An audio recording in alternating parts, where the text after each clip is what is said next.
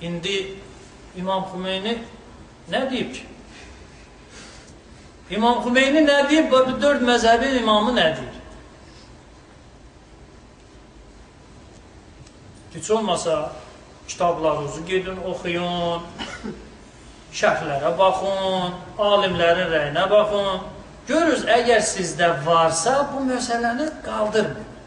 Kiməsə zəng vurub onun səsini yazmayın və yaxud da ki, internetdə müəyyən roliklər düzəldib, uşağın səsini qoyur, şəklini qoyur, utanmır, kiminsə uşağının şəklini götürür, qoyur ora, qiyamət günü nə cavab verəcəksən?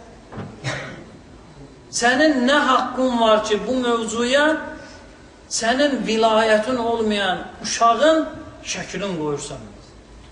Sənə kim ixtiyar verir? Hansı məzhəbdə icazə verilir ki, həmən bu vəhhabiyə götürsün birinin uşağının şəklin hər hansı bir qardaşa zəng vurulmuş kadrda orada qoysun?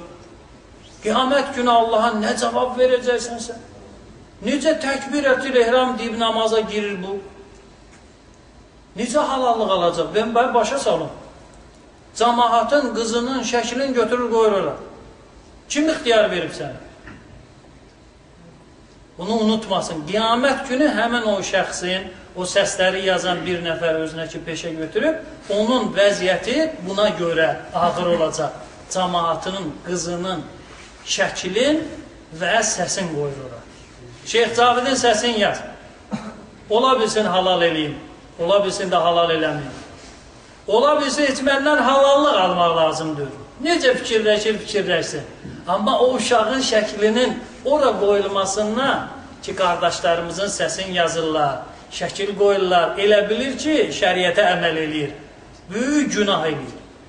Məsləhətim belədir ki, o şəkilləri yığışdır, səs qalsın, eyb yoxdur. Fikrində düz eləyirsənsə qoy qalsın. Amma cəmaatın, qızının, gəlinin şəklini ora qoymayın. Bu, o qardaşsın bir tənbih idi ki, unutmasın. Deməli, qaydırıq mövzuyu.